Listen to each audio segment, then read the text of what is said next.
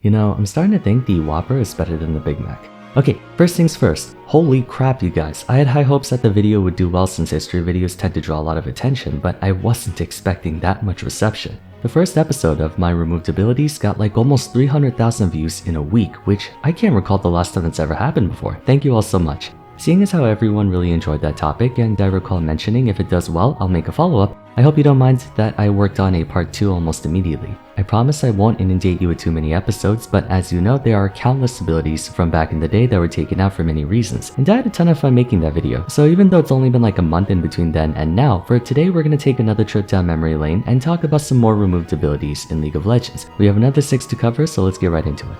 Our first ability will be one that's from way, and I can't overstate just how way far back this is. We're talking like freaking alpha. It's going to be Evelynn's old W.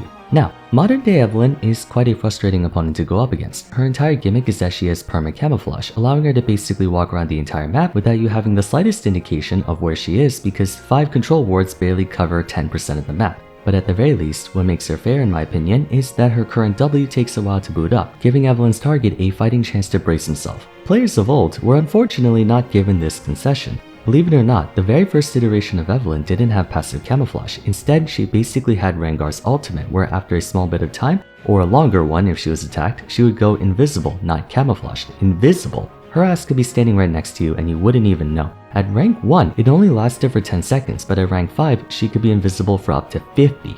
That much time and stealth allowed her to get away with a lot of cheesy stuff like the infamous burn Evelynn, where she would build a full inventory of Sunfire capes, stand next to you, and you would unironically burn to death while being unable to attack her unless you had skill shots. But that's not the only thing that made her W so absurd. If you thought current Evelynn's ganking pressure is dumb, you, my friend, have never experienced what it's like to be stunned by Evelynn. Yeah, her first attack upon breaking stealth would apply a 1 to 2 second stun based on rank, and it bears repeating that she had invisibility back then, so she could stand right next to you without you even seeing her, and you would instantly get stunned, no prior warning. If such a champion existed today, people would go ballistic, which is actually something I always find funny. People, myself included, complain about how ridiculous champions are nowadays, but then you have BS like Evelynn having 50-second invisibility plus a stun, or Nocturnal being global, which sounds a hell of a lot worse than what we have now. Thankfully, this version of Evelynn didn't last very long and was overhauled about a year later, but that's an example of the Wild West period League went through 10 plus years ago. On the subject of no counterplay, another oldie but goodie is Warwick's old ultimate. Compared to some of the more extreme stuff like Mordecai's old ultimate, which, spoiler alert, will also be talked about today,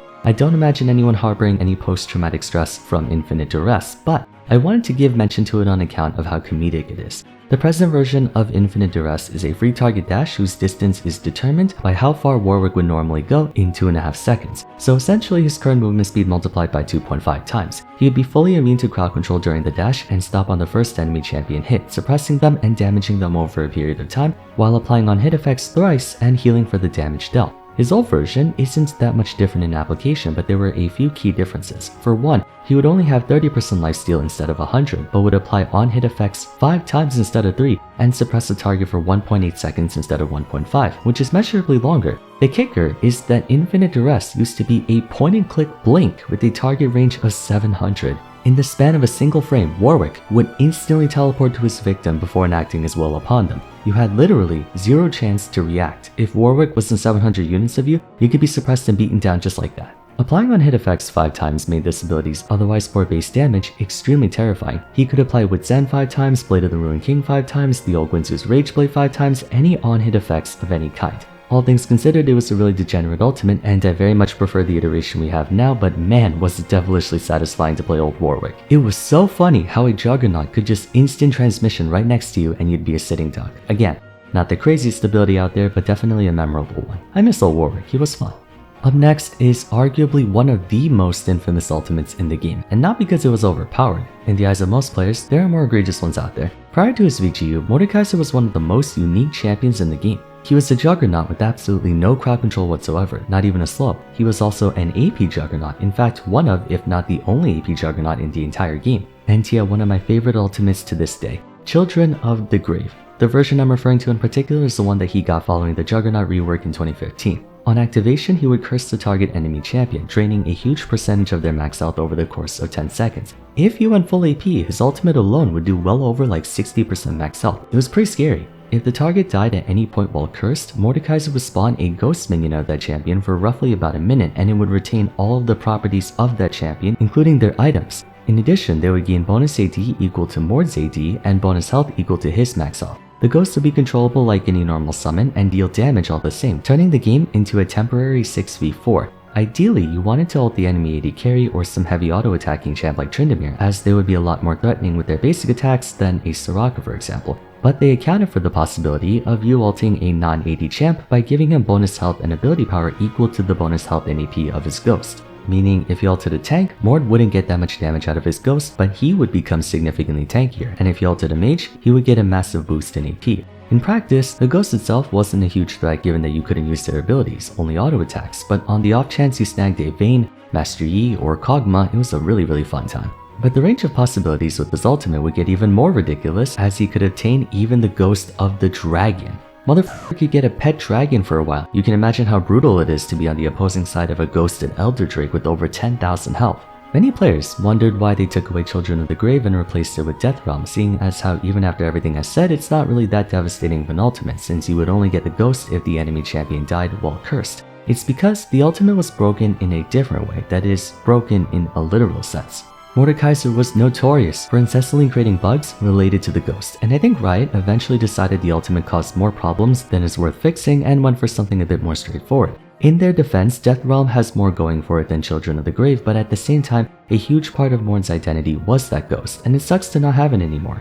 Apart from your usual hypercarry auto attackers, I also really enjoyed ulting an Ashe for her frost shot. Caitlyn was also a good one since her headshots would do like 1600 crits if you went AD Mordecai. The ironic thing is that this is the same company that greenlit Viego's entire existence, and that guy can actually transform into different champions and use their abilities too. So maybe Mordecai could have kept his ultimate, but I'm spending too much time on one ability. Let's move on. This is a more low-key instance in the past, and to be honest, it kind of exists today, but in everyone now. You guys remember when Kog'Maw used to have that double attack speed cap? During the Markzone update in Season 6, to drive home the point of being the machine gun AD carry, Kog'Maw's W, Bio-Arcane Barrage, was adjusted to deal half damage per auto in exchange for % max health damage per hit, bonus attack range, and the ability to exceed the universal attack speed cap of 2.5. This made him a very interesting marksman to play. At that rate of fire, it's physically impossible for you to attack move, otherwise you lose DPS. So the whole win condition of Kog'Maw was for his team to shield him from any attacks to allow him to plant himself down and vomit his guts all over everyone. This also coincided with the old Rage Blade back when it had the Tiamat passive on it, giving him some of the highest damage output in the entire game.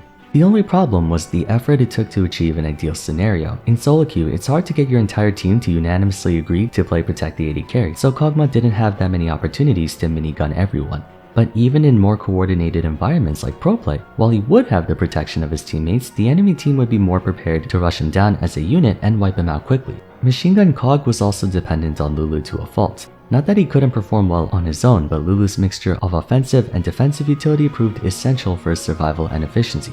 Overall, while he was far and away the highest DPS marksman in the game, all that setup rendered him too impractical to be played in either solo queue or pro play. But not unlike Mordecai, they sort of backpedaled on that and made it so everyone can break the attack speed cap now with lethal tempo. So, Machine Gun Kog'Maw is still around, just not in the way we remember him. At the time though, it was one of the most outlandish things you can ever imagine.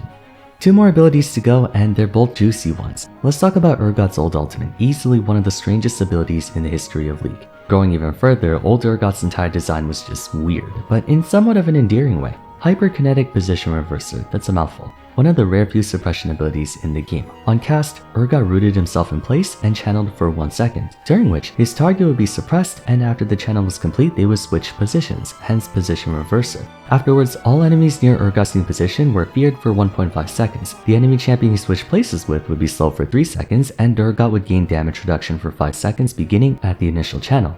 Yeah, very strange. Position displacement is by no means uncommon in this game. Lee Sin, Gragas, Poppy, Azir, we got plenty of them. But Urgot's was not a displacement, it was a swap. Yasuo couldn't ult off of it. This was such a weird ability, more so when you remember that Urgot was designated as a marksman. It would have made a lot more sense to have this on a diver or melee champion who would prefer to be in the thick of things, but having it on Urgot was a head scratcher. Then again, like I said, Urgot himself was a head scratcher. That being said, HKPR, which I will call it for the rest of the video, actually had a good range of applications. The max target radius at rank 3 was 850 units. That's a very long cast range. It's basically the perfect insect. You would walk up, ult someone on the enemy team, then they get sent to your team while you get sent to theirs. Granted, you're facing the same problem as the person you ulted, where you have to somehow fight your way back to your team, but the 1.5 second fear on arrival can be a win-win in and of itself. You isolate a priority target while disabling the enemy team, allowing your team to follow up after they insta-killed whoever you singled out. Like Children of the Grave, I feel like Urgot could have easily kept this ability. In my retrospective on him, I mentioned how they sort of did by making Disdain dash forward and flip someone behind him. Not to mention,